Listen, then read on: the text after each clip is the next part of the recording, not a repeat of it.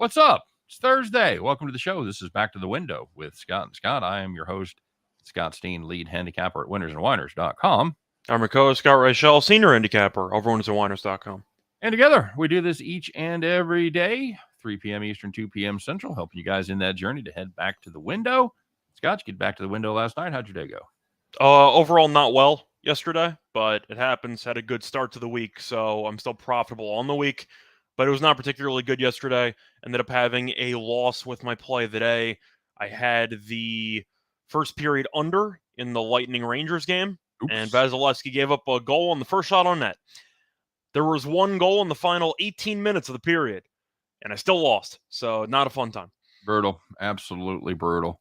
Yeah, kind of surprising hockey game. We'll talk about that here in just a minute. Want to welcome everybody joining us in the comment section. One of the best parts about doing this show live is we get to talk to everybody in sort of real time. Probably about a 10-second delay from the time that you post something to the time we actually see it. So it's not perfect, but you know what? It ain't bad. G Money says he liked it before anybody else, before the show even started. That's what I'm talking about. Don't forget to like, man. Don't forget to like and subscribe. You know the drill. If you're listening to us in podcast form, of course, rate our show. Give us some stars. Give us those 5-star reviews, or give us a 1-star review. Fuck, we can take it. We don't care. Just leave some comments there. If you listen to us in podcast form, we're available on all your regular podcast platforms. Check that out as well. And don't forget, like I said, to subscribe to both the YouTube channels, the Winners and Whiners YouTube channel and the Max Wagers Network YouTube channel. That will be critical in about 10 days because that is the only place you're going to find us is the Max Wagers Network. So beat the crowd, get over there, subscribe right now. Special shout out. Brandon Kuban says, let's get it. We back. All right, baby. G Money says, Dear Otani, thank you for the over. For the first half over, got me $350. Beautiful. I've got that as a premium play as well, so I'm happy about that. Tim Earl checking in. You have what over? The over or the first 5 over? I got the Yankees. Oh, okay. I got the Yankees for a premium run line. So good start. Tim Earl's up. No, money line. I took the run line yesterday with Cortez, just money line today. So yeah, I'm a run per inning. I'm happy. Mm-hmm. Ryan Page over here. Yeah, that 5-0. He's at Caesars. He told us that on the last show. Yeah, Ryan Page is sitting at Caesars, and he's watching his Yankees, and I'm assuming making money. So beautiful, beautiful. Nathan Cerna checking in. Andrew's here. Michael Dose is here. Man, we got a lot of cats checking in, a lot of regulars here. So yeah, we appreciate all the support, and of course, we want you to check out all the great offerings at the Max Wagers Network. 12 o'clock's Midday Money with Sean Higgs. 1 p.m. brings Morning Wood with Allie Burns. 2 o'clock, Chris and I doing parlays. I roll over here to Studio B to shoot the 3 o'clock show with my pal Scott Reichel. 4 o'clock, Sean Miller talking about the beautiful game soccer from around the world. And the aforementioned Tim Earl, his even more handsome brother Nick, and Detroit Lenny bring it all home at 5 p.m. with Game Time Decision. So special shout out to Tim and his Eastern Carolina University Pirates as they get going in the regionals. We're getting ready for the College World Series. So, you know, I got to tell you, if the Pirates make the College World Series and you go, I will come up to Omaha and we'll have a beer or something, because Omaha is about 3 hours from my house. So, how good is East Carolina? I understand from the earlier show they are 8th in the nation. Okay, cool. I'm just assuming Tennessee's going to make it to the World Series. Is it Tennessee in that regional? No, I just mean in general. Okay. Tennessee's the best team. Okay. Well, so when it comes to who's going to win, my pick would be Tennessee. Okay. Do you have any thoughts? Good to know. No, I haven't. I looked at the brackets just to see who made it, who didn't make it, if there was anybody that was hosting one close to us. I know NC State allegedly got hosed, but I can't say that I followed that closely. All I know is that the guy who set the freshman home run record officially entered the portal today. Oh, very good. Hey, you know, I went down Fayetteville. Arkansas was hosting a regional, is it a regional? And then they go to the super regional, right? Yes. Okay, so they were hosting a regional last year. I got a wild hair. I saw the schedule. I'm like, you know what? I'm going to drive down and check out one of the games. No, they are crazy about Arkansas baseball. Yes, There is they are. No tickets to be had anywhere. A couple of guys had him for like $250 for the bleachers. I'm like, no. I'm trying to recall who won last year. Was it Vanderbilt who won? I honestly don't remember. I'm trying to remember if they ended up winning with Vanderbilt or not. I know I'm ashamed to Tennessee's the big favorite, as they should be. They've been the number one team in the country for pretty much the entire year. Solid offense. They also have a very solid bullpen with the guy who throws 104. Was his name Joyce? That sounds right. Ben Joyce? That sounds right. I think so, but he's going to be a phenomenal reliever, assuming his arm doesn't fall off.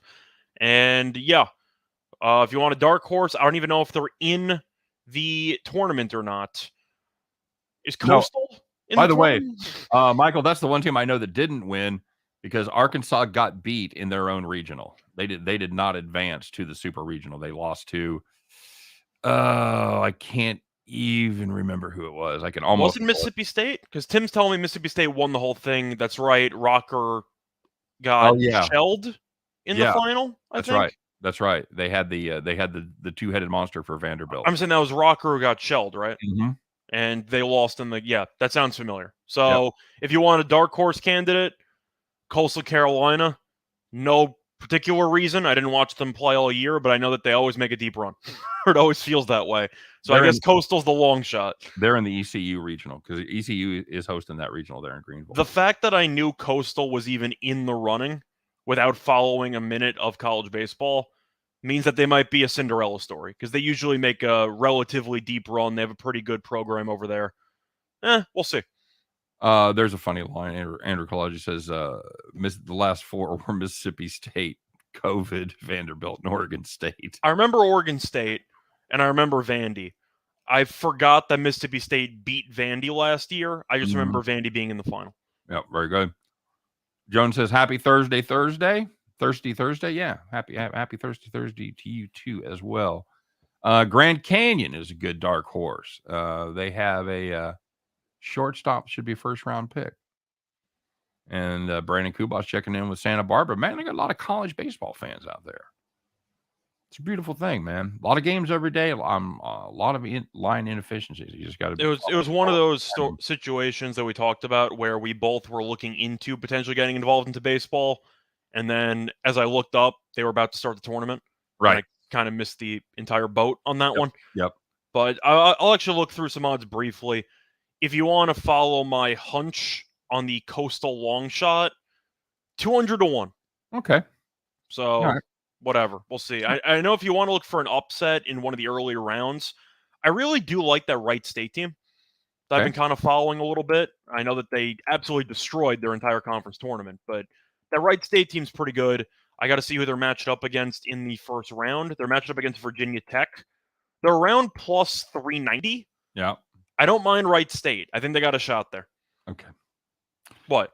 Just saying. If you want 3 picks of somebody that's not just pulling names of schools out of his ass, Tim Earl says Texas State. Look, you can look into Wright State. They've been good. They've been good. I'm just saying. Do I think Virginia Tech should be about -5 something? No, I do not. Okay.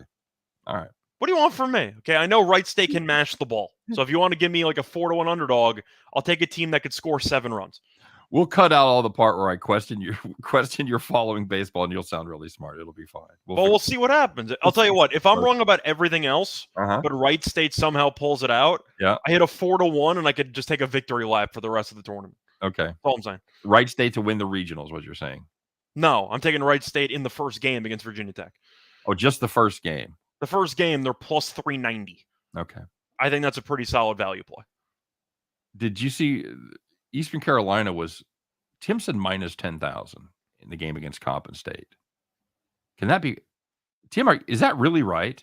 I don't even see Coppin State lines on the book I'm looking for or looking at. That's perhaps not a good sign. I'm just saying I don't even see Coppin listed.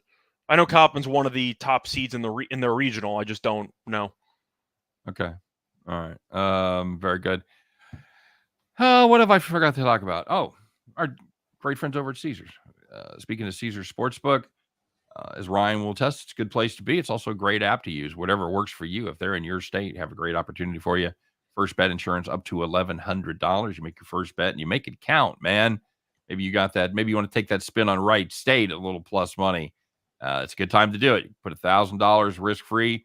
You not feel like an idiot for following Reichel because he doesn't know what he's talking about. No, It's 4-1, so tread lightly. But I also don't even know if Caesars has college baseball. put $1,000 on it. Or Put $1,000 on it. That's what I'm saying. Let me see what Caesars has for college baseball. If you win, you win $4,000 back in Wright State, for example. But if you lose, Caesar says, you know what? Not even us. We feel bad about taking $1,000 on Wright State. We're going to give it back to you.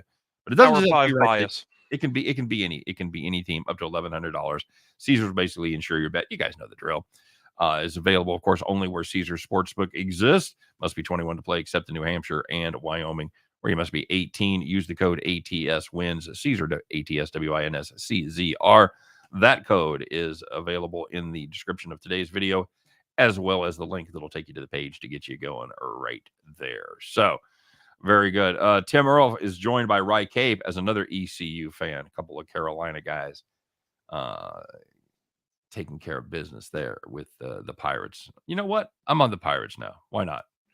I'm certainly going to cheer for a big time legacy school to win another College World Series. I love the fun stories like that, like the Pirates. That'd be cool. So I see East Carolina's minus 6,000 against Coppin State. minus 6,000 on Caesars. Yeah. Okay. All right. That's outrageous for one game. I agree. That's why I think Wright State's got decent value, and that's only 4-1 because I know that team can actually hit. How do you not take a 25, 30 to 1 spin on Coppin State? It's college baseball. I mean, you could just have an awful first inning by the starting pitcher, and suddenly Coppin State's up 2-0. I'm saying. Like for baseball, no. It's one thing if you want to take that and I mean, those are the odds you'd get it with USA basketball against Angola. Right. Like, that's just stupid. Right. Agreed. Hey, somebody asking you about the Coco Golf match tonight against Swiatek? Swiatek, sorry, yeah. Well, both of them had straight set wins. I expected Swiatek and Goff to win today. Goff's been good. You know, American Phenom, finally in her first final at the age of, I believe she's 18 now, I think. Swiatek's won 30x matches in a row. I mean, she's basically been unbeatable. I think Goff can hang around. And straight sets, I'd say, is likely. I would lean to the over. I think Goff can actually force a 6-4 or a 7-5 set because she's actually been playing really well. Yep. So I'm going to go with I'll lean to the over. I think Goff keeps it close.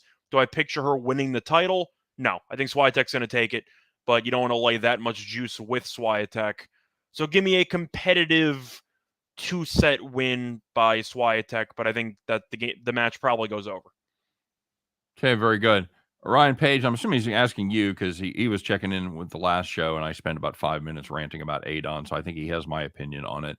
So, Scott, you want to weigh in on the Reds tonight against Johan Adon of the Nationals? Well, Mike Minor making his season debut, but if you want to look at the Nationals, there's nothing to like. They have scored a total of 0 runs in the final... well, I know it's the last 2 games. Let me see the third game. Yeah, they have not scored a run in the last 21 innings, which is not ideal for Washington because we know they can't pitch either. So I'm going to go with the Reds. Adon, we know, is awful. The Reds' offense hasn't been great this year, but after the atrocious start, it has gotten better as the season has progressed. But give me Cincinnati at home. That Nationals team is one of the only teams that can hold the candle to how bad Cincinnati is because they're separated by 1 game in the win column. I know Cincinnati's laying a decent price, but I really don't care. I'm just going to go with the Reds. I don't trust Adon at all. Where do you see Minor, bud? I saw Minor, unless I clicked the wrong date. Maybe he's pitching tomorrow. I've got Graham Ashcraft listed. Yeah, so Minor's pitching tomorrow. That was my bad. So okay. It's either way, a minor error, if you will. A minor error. But Ashcraft has been decent this year. 10 2/3 innings pitched, 1.69 ERA. But you're sending Adon into a hitters-friendly ballpark. I don't mind the team total over for Cincinnati if you want to avoid the Cincinnati bullpen. But that Nationals pitching staff's a joke, and Cincinnati should probably score at least 5 in that game. Okay. Total on tonight's basketball game?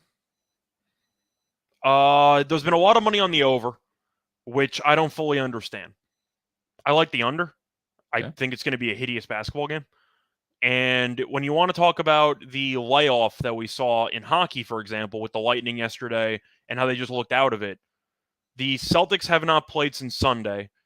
and Golden State has not played in about a week and a half. Right. Does that usually trend well to the over? Because I'm picturing a bunch of rusty first quarter play where both teams look relatively sloppy. But Golden State hasn't played since May 26th.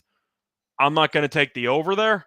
I think you're going to see two good defenses battle it out, and I think you'll see some underwhelming shot making early on. I think they'll end up getting back on track as the game progresses, but I think the first half's going to be pretty ugly. I'm leaning to the under. Okay. You? I'm on the other side. I don't understand the line movement. That's the one thing that's throwing me off here. Yeah, I think I'm on the right side of this team here. I think the offense of the Warriors is going to be different than anything that Boston has seen in the postseason.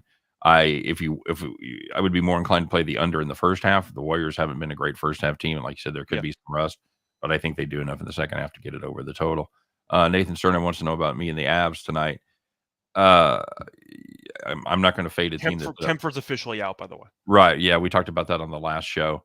I can't fade a goal. I can't back a goalie that gave up eight goals in the first game. I just can't do it, especially with the history of Mike Smith. I mean, you go back to the well and just go to Colorado in regulation. Yeah, I think that's the play if you don't want to quite go puck line, because they needed the empty netter the other night to cover the puck line. I'm more excited about Reg at -115, but yeah, I want no part of Edmonton in that one until Smith shows me he can do something besides what we both anticipated he would do. You, Scott? I mean, you can look for props if you want to, team totals potentially if you think Colorado goes nuts again. I'm looking at maybe McKinnon goal. Unfortunately, I ended up losing with McKinnon power play point in game one. Right. They scored 8 goals. They had 1 power play goal. McKinnon was on the ice and didn't touch the puck. But if I told you going in, you'd get Colorado's best player at like +150 for a power play point, and they scored 8 goals, you'd assume you're in good shape. But unfortunately, I was not. McKinnon to score makes sense, though. You can really go for a lot of different goal props. You can go for a Kadri. You can go for a Makar, even if you wanted to take a bit of a risk. But if you're expecting, once again, a total of 7.5 or so, and you're expecting a bunch of goals, taking some flyers on some 2-to-1s to score kind of has some merit, doesn't it? Yeah. Yeah, you got to hit a couple of them, and you've got a very profitable night for sure. I don't mind maybe a Zach Hyman power play point. We saw that he's been scoring a couple power play goals. He's not afraid to hang out by the back post. He's a dark horse candidate for a decent plus price there. But as long as McKinnon or McDavid or Draisaitl don't go for 2-3 goals apiece, you should have a lot of different goal scorers. You could find some nice plus prices to capitalize on. Okay. What do you think of Andrew saying that Grant was the MVP, slowing down KD and Giannis and hitting the threes? Not good against Miami. If he bounces back, Boston can pull this off. Well, that's based on defense, right? I know in Game 7 he had a bunch of threes against Milwaukee, but, well, he sucked against Miami, as Andrew just said. He had double-digit points in Game 7. The thing is, I wonder what lineup Boston's going to try to use, because Golden State wants to go small, but Looney's actually been good for them. And Boston could try to go with Horford and Williams, assuming he's relatively healthy, Robert I'm talking about, right, and try to dominate on the glass. Right. And we'll see how long they stick with that lineup. We'll see how healthy Robert Williams is.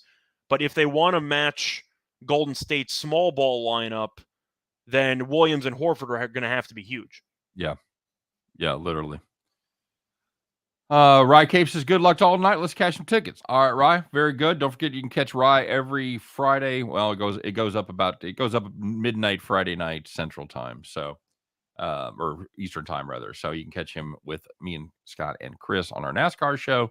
Good dude, knows the NASCAR and loves the Rangers and the ECU Pirates. So all right. Hey, let's talk about what happened yesterday, Scott. Let's go ahead and get to it. We got a little bit to catch up on. Not quite as much action as today, but there certainly were a fair share of bad beats. Perhaps you were involved in one of these. I don't mean you personally, Scott. I know you would never be involved in a bad beat, but let's find out who it was. Let's find out who had to get out their flip phone because they were so ripped off and call the cops.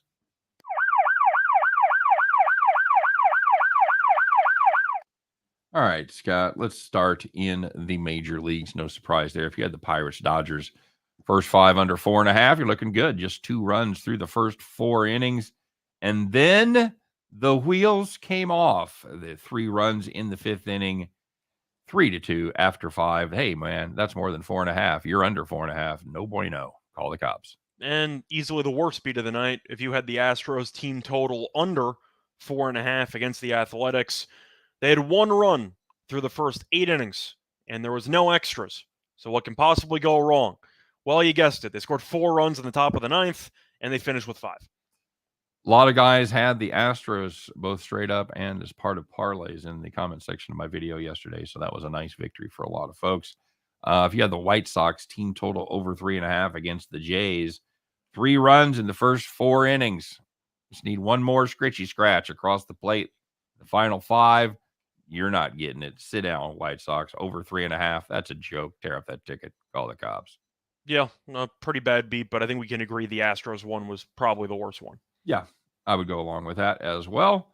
Finally, there was some good news. If you had one of these tickets, you were on easy street. You were taking it easy. You were thinking about how you're spending that money. You're going through clearing your Amazon wish list because you, my friend, were sitting in the rocking chair.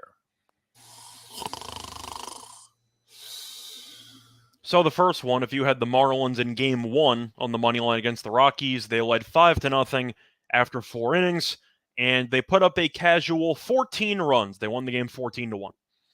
Oh, Marlins.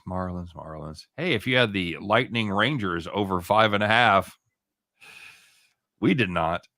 But if you did, congratulations. 2 goals in the first period. You're like, okay, that's kind of where we need to be.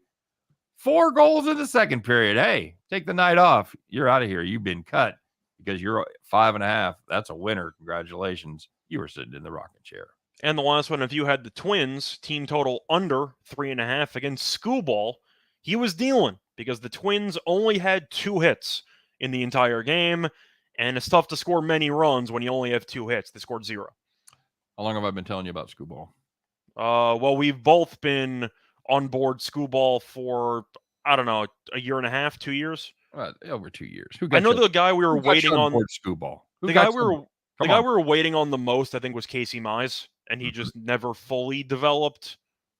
Scooball has been the other guy, and he turned out to blossom before Mize did. Yep. He's been good. Absolutely true.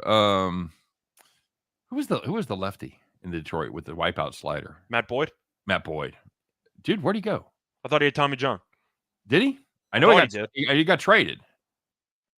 I think they traded him or cut him. And because I remember seeing that, I was surprised. Like, wow, they've given up on Boyd. The Giants signed Boyd. Okay. But I'm trying to remember what exactly happened to him. I thought he got injured. Okay. That I did not hear. So I just let me see what I can find. Just fell off the planet. What you talk about the quintessential great stuff without results? Just man. Anyway, he had good results for a year or two, but yeah, it's just give up too many home runs. Okay, it says that he's expected to return in late June. He's been battling some elbow issues. He had a left flexor tendon surgery last September. So I said Tommy John. He had another serious arm surgery. Whatever. Okay. Is that close enough? I think Tommy John is flexor tendon. Is it? I think. Do I win? That's an alternative pronunciation. I think it's replacing that tendon. Yeah. Can use it in a sentence? Yeah, but I'll take it. I mean, I'm pretty sure. I thought he had a serious arm surgery, and he did. And I guess the Giants got him on the minimum, which means the Giants somehow might have an even better rotation over the course of the season because they always pick up a bunch of rejects and they all turn out to be good. Also, what a great reliever! What a great loogie guy. Yep. So, hey, we haven't done one of these in a while, Scott, and it certainly is apropos for last night. We're going to find out. Open up the spit valve, clear out your spit valve there, and get ready to oil up your trombone because kids. When it came to yesterday, Scott, I'm not mad, but holy shit, I am definitely disappointed.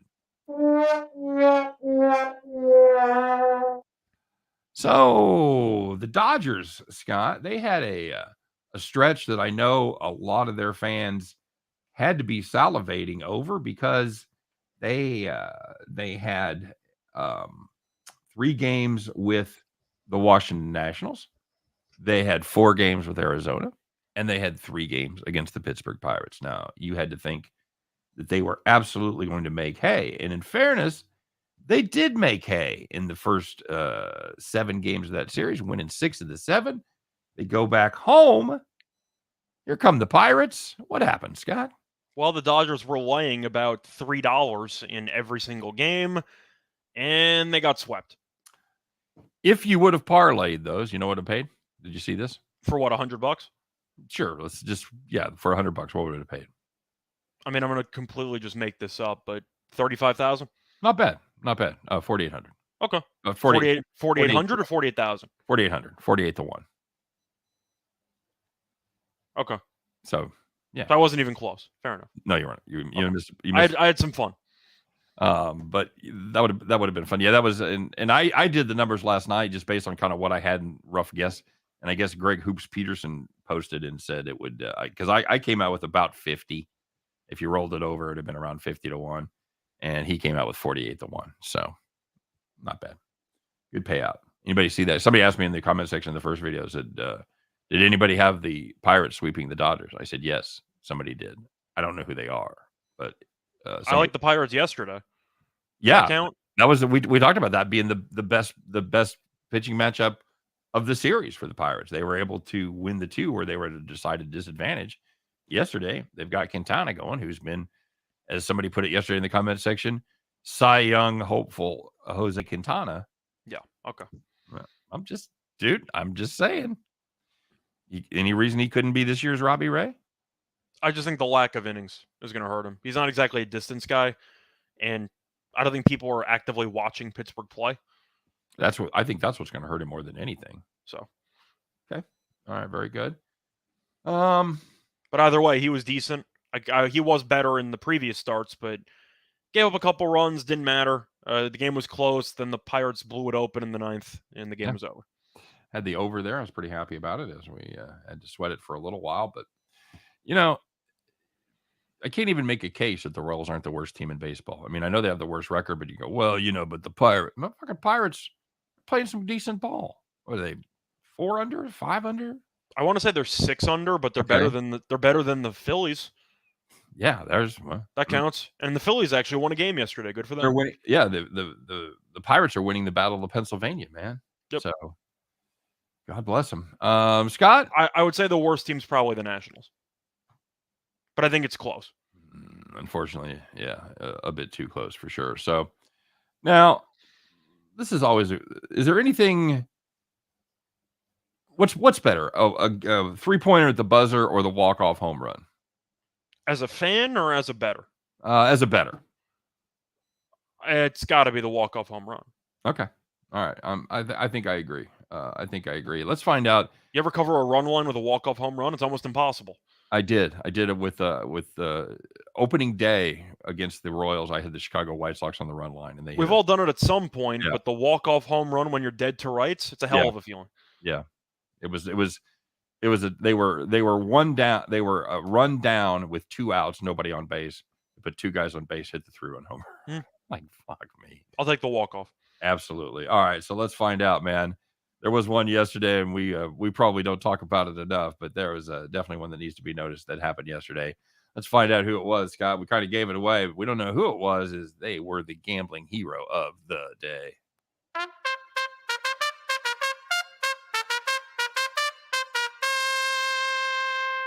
Beautiful sustain on that last note. Scott, what happened yesterday?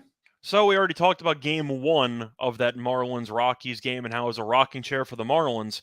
Game 2, not so much. You had some extra innings action, and the Rockies ended up winning that game on a walk-off 2-run homer in extras by infielder Brandon Rogers, and the Rockies were minus 115 on the money line. It's a beautiful thing, man. Beautiful thing. Day game, walk-off. Everybody... It was a night game, actually. Oh, was it a night game? That was game 2. Game 1 was the daytime game. Oh, that's right. That's right. It was the doubleheader. I knew there was an afternoon game in that series. Sorry. It wasn't a run line win, though, because they were down, which makes the walk-off even more fun. Yeah. Yep. Absolutely. So, very good. It was a lot of fun. Walk-off home runs. Give me more, please. Scott, are we starting to notice more overs coming in have they made adjustments to the ball, or is it just getting warmer and more Oh, I wind? thought we speculated it could be either one. We thought that you might end up seeing the totals over adjust to the under, so the overs would bounce back, or B, the weather and potentially some scuffing of the baseballs might potentially result in more runs. I think it's more weather based. I don't think it's really as much based on the baseball. It could be the hitters are just adjusting. Yep. And I think that could play a factor too. But there has been more overs. I'm not going to pretend that hasn't been the case because that clearly has been the case. I think it's mostly weather based. You? Okay. Yeah. Well, you hear a lot about the summer weather, how it's warmer and the ball flies more in when it's warm. And while that is true, I think what you don't hear a lot about is almost all the breeze is blowing out of the south in the summers. Basically, regardless of where you are geographically, unless you're on the extreme East Coast where it kind of swirls there. But if you're anywhere from the Rocky Mountains to the Atlantic Ocean, basically the wind's going to be blowing out of the southwest all summer long, and that's the way most ballparks are situated. We've talked about it before, but a southerly breeze is almost always going to help the balls fly. So I think that makes a difference as well. So yeah, warm temperatures, more wind, maybe less time in the humidor. I don't know. So Could be, but once again, there's no way to prove it. I predicted we would have the runs back by the end of June. It's about a month early, give or take. Now, once again, it's not, juiced baseball territory where every game has like 15 runs. No. You see most games now, instead of pushing 6, they're pushing about 8. Yeah, that counts. That's about right. You're not seeing those 6.5s, Yeah. that you saw earlier. Well, even with totals that were 8 earlier in the year, any game that got over 6 felt like a high scoring game. Yes, agreed. Checking in the comment section here, Bill McDonald says, "What do you think about Marcus Smart as the X factor? Wiggins as well. I think that's accurate. It's two pretty prescient predictions right there, or observations, if you will. That those are two guys that now Wiggins has stepped up. Wiggins has averaged about 15 points per game in the playoffs. Marcus Smart, what would you call his playoff performances? Scott, a mixed bag, streaky. Okay, all right, streaky. I mean, that sums up his entire career. Marcus Smart is a player who has a lot of value defensively. I don't think he should have won Defensive Player of the Year. I think he might be the most overrated defensive player in the league, but he's still a solid defensive player. But the issue you run into is the fact that he has overconfidence syndrome, where if he misses 10 straight shots, he's taking shot 11. Shoot or shoot. He has no off switch, and he could single-handedly sabotage a game because he can't read the room. So Marcus Smart's a player that I acknowledge can be great in small doses. Would I like him on my team? I would lose my damn mind. And I'm sure Celtics fans feel the same way.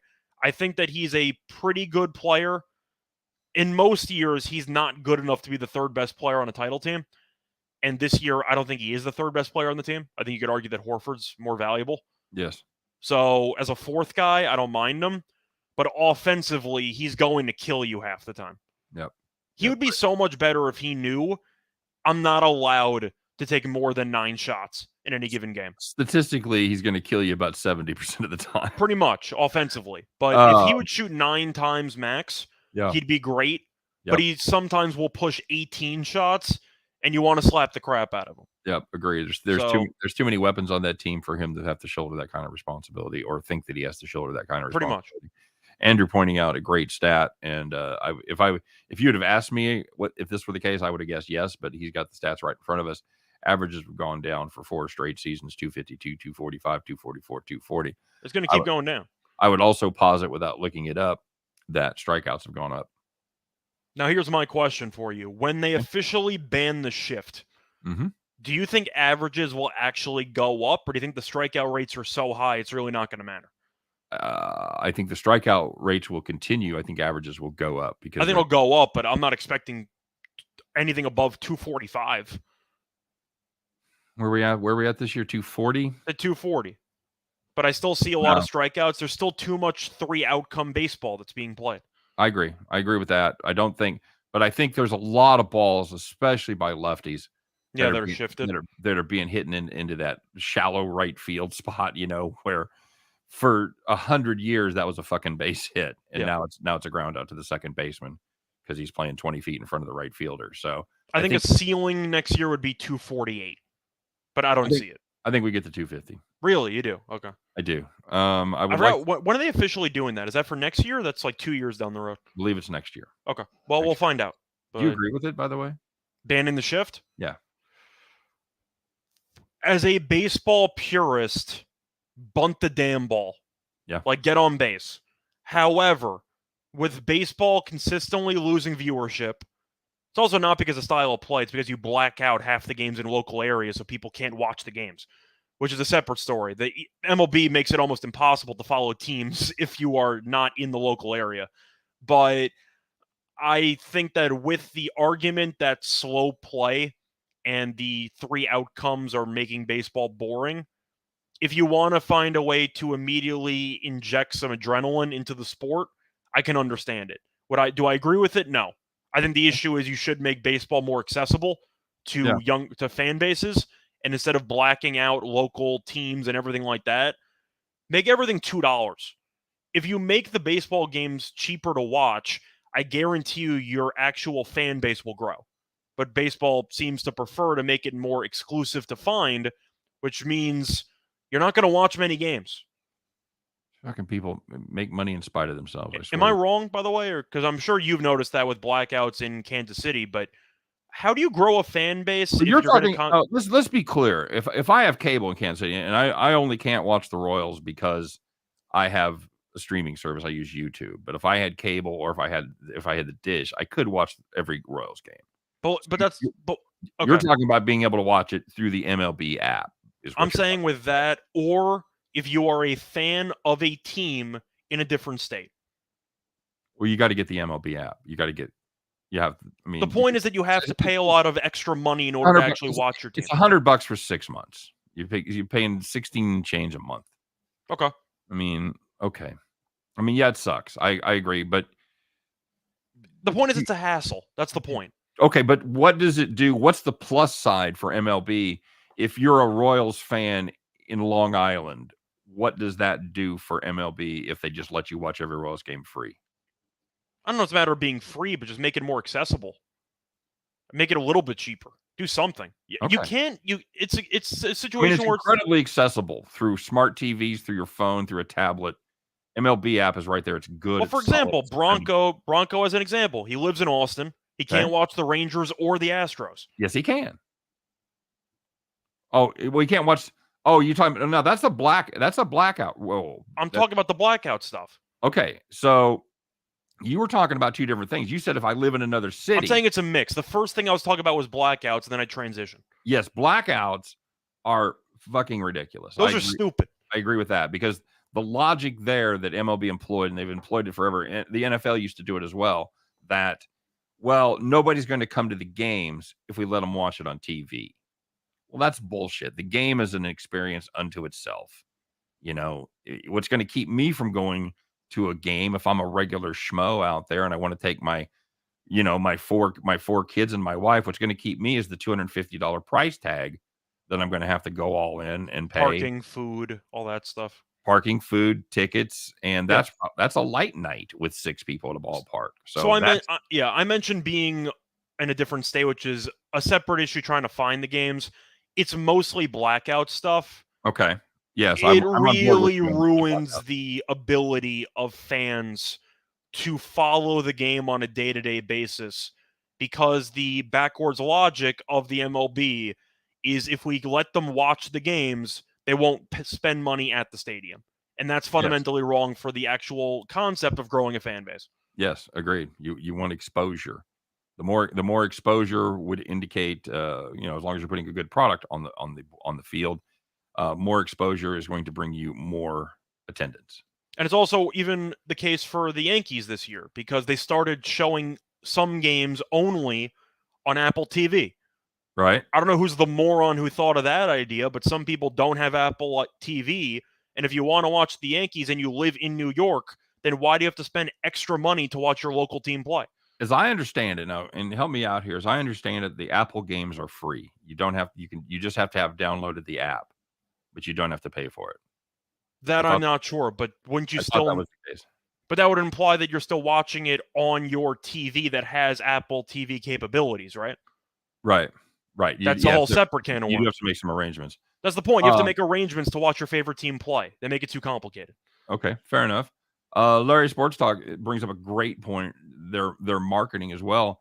He said he just heard Mike Trout talk for like the first time in 5 years. I don't think I've ever heard Mike Trout talk. It's no shit. If you think about Patrick Mahomes in the NFL, he's on everything. They had the golf tournament last night with him on there. He's on there. He is forefront all the time, and I think because every time I've ever seen Trout interviewed, seems like a great guy. Seems humble, pretty well spoken, a little funny.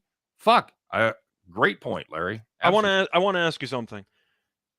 When was the last time you even saw Juan Soto open his mouth? Yeah, well, I mean, maybe if you World Series as a national fan, yeah, I don't know. That's probably it. I don't know what he sounds like. Now, if you're in those localities, then if you're in DC, then maybe you hear him talk a little more locally. Maybe there's some of the local beat writers and shit. Some of the TV and radio guys do interviews with him. Same with Mike Trout. But living here in Dead Heart Flyoverville, I don't see any of those guys. I don't see those guys that are the face of the fucking MLB. Hockey's also pretty bad. Like, I don't know if I've ever heard Connor McDavid say anything in his entire career. I think the NHL is the only league that's worse than the MLB at promoting its players. They're both pretty bad. But that's the point, though, because the MLB is going to blame the bad ratings on the actual gameplay. It's too slow. We need more action. You also don't make it easy to actually find the games accessible from your couch. Yep. So that doesn't help. Just saying. Well, there's one fix. You want more action? Let me bet on every pitch. Make it easy for me to bet on every pitch. So, all right. Well, that's man. We kind of went down left field there. Well, because people know about it, but I'm sure they don't know to the extent. And we talked about the shift and why the MLB feels the need to radically change the way the game is played. Yeah, it's to increase viewership. But it doesn't help when you have a lot of restrictions in place for people who want to view the game in the first place. They know they have a problem. They just don't know how to fix it. Pretty much. So, all right, just so I know people want to hit the highlights, Scott. Let's talk real quick about the NBA game. Who you like the under? We talked about that. I'm leaning under, yeah. First quarter I saw was around 53 and a half. Okay. I think that's too high. Okay. Both teams haven't played in several days. I expect a bit of rust early on. I'll take the first quarter under. Golden State to win that one and cover? I am going to go with Golden State. Boston has not been very good in game ones up to this point, and Golden State's still undefeated at home. I think they'll show up for the occasion. I'm curious how many jitters you're going to notice from Boston in the first finals game for pretty much the entire roster, including the head coach. So we'll see how they handle the moment. I think it might take them maybe a quarter or two to fully adjust to the atmosphere. And by then, I think it'll be too late. So I'll go with Golden State tonight. Okay. Asking about the Mets, Dodgers. I think there's value on Taijuan Walker plus 160 or so against Gonsolin. I agree. The Dodgers have been awful, and the Mets have the best record in the National League. Now, they have played two more. Plus 160 to anybody. They've played more games than the Dodgers. They played two more, but the point is, those are 2 wins. So I am going to go with the Mets. Gonsolin's been great, don't get me wrong. Do I really want to lay 175 with a team that just got swept by Pittsburgh? No, I do not. Okay. And we're going to talk about this hockey game in a minute. So, any feelings on the? You know what? I'm not even going to give it away because if I ask the question, I was going to say, do you want to talk baseball then to go through the rest of the card? Yeah. What do you see? What are you excited about? What am I excited about? Well, the Yankees are winning 6-0. I'm excited about that. Okay, me too. But for the actual card here, do I want to lay 145 with Alcantara? I don't think I do. Chris did. I was going to say, he's 5-2, 2 ERA. I know he's amazing. I know Alex Wood is not great. He's been a monster lately. He has. But the Marlins are also 10-12 at home. Yep. So if you want to make the argument that Alcantara could pitch well, and yet he still might get a no decision, 145 is a lot. I suggested perhaps a first 5-run line. That I can agree with, but I would feel a lot better if it was minus 125 because the Giants are still the much better team. They still have the better bullpen, and they have the better lineup.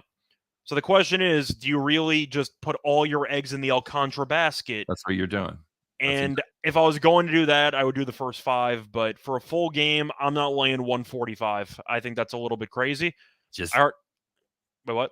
I was just going to say, just remember, Alcantara has gone 25 innings over his last 3 starts, giving up 2 runs. Oh, he's amazing. No, there's no way around it. He's a great pitcher. But I think the Giants could potentially rise late like The Undertaker. But I already mentioned the Reds. I think they're a decent price tonight. I don't mind the Cubs. They're terrible at home, but Keegan Thompson's been amazing. So I don't mind maybe a first 5 there. I'm not a big fan of Liberator? No, I'll go with Thompson. I think he's pretty good. And do I want to lay 145 with the Braves on the road? That's the question, whether you want to fade Gomber. It's really a shame because I really like Gomber, but he's been awful this year. Yep. Rocky's also off a doubleheader, so the bullpen's probably cooked. I think I have to stay away from that one. But I don't feel great laying 145 with the Braves. Maybe an over, but Yeah, I hear you. I kind of agreed with this one, but it was close. And the problem is Braves don't hit lefties worth of shit. No, not at all. And so I think you could neutralize a little bit of Gomber's awfulness by that fact. So yeah. All right, buddy, let's get to it, man. It is Thursday. It is time once again, guys. You know the drill. Get those overalls on. Grab your straw hat like Scott and I did before the show, so it's readily available. Climb aboard your John Deere. Get those keys out. Put them in the ignition and fire that bad boy up because, kids, once again, you know it, you love it. It is that time. It is time to bet the farm.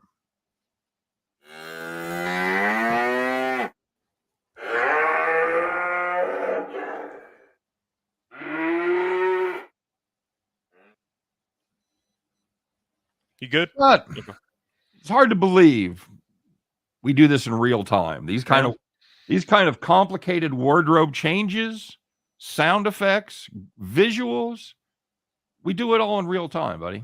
Mm-hmm. And none of it's rehearsed. And none of it is rehearsed. Hey, how'd the farm go yesterday? What happened to Seattle? They didn't show up. We lost. Just didn't get off the bus, did they? Nope. Bradish was awful going into the game, and Seattle let him off the hook, and they finished with 2. Yep. Bob's your uncle. So, all right, kids. Well, you haven't heard us talk about this, and there's a reason, but we are going to talk about it now. Scott, what's the farm play for today? I thought it was your day. Hey, Scott, you know what the farm play for today is? What is it? We're going to play the Oilers Avalanche over 7. We found this at minus 135, and that's the amount of juice that we're comfortable paying to get that number down to 7. Gives you the option of the 4-3 push, gives you the 5-2 late empty netter, if you will. So it does give you a couple options there in case it doesn't get to 7.5. First game of this series, you might remember, landed 8-6, 14 goals. 5 of Edmonton's last 6 games have had at least 8 goals. Oh, wow, Scott. Is there any one factor that is the same in all of those games? Bad goaltending. There you go. Bad goaltending. Colorado, they've been a little bit bad on the goaltending side as well. 4 of their last 5 have had at least 7 goals. Now, granted, some of those have been offensive goals for themselves. But Darcy Kemper, he's injured in game 1. He's going to be replaced by Pavel Francouz. Scott, it's going to be Mike Smith versus Pavel Francouz. First of all, is Francouz a step down from Darcy Kemper? Well, if you go by the regular season numbers, he was comparable, but he had about 5. So Kemper's save percentage was .921. He was .916. Okay. But I guess the main argument you could make is that Kemper has a lot more playoff experience. And from what we saw, Frank Kuz gave up 3 goals on 21 shots when he came in relief in game 1. He had a save percentage of .857 and a goals against average of .551. So he didn't exactly look good in relief. We're expecting either goalie, if not both, to be awful. Yep. Like, one of these teams could score 6, and nobody would be surprised. Nobody. So we're just going to take the over and have some fun. All right, there you go. That's going to do it for the farm, guys. Oilers Avalanche over 7 at -135. That's the farm. That's the show. We appreciate everybody stopping by. As always, of course, good luck on all your plays. For those of you that had the Yankees today, may all of your bets go as well as that one is going at the current time. But until later, we'll just keep doing our thing. Stay tuned. Sean Miller will be right behind us. We'll do it all again tomorrow, 2 o'clock Eastern. You can catch Chris and I with our Parlays show. And 3 p.m. Eastern, it'll be, once again, Scott and I bringing it on home as we help you guys in that journey to head back to the window. Take care, everybody. We'll see you then.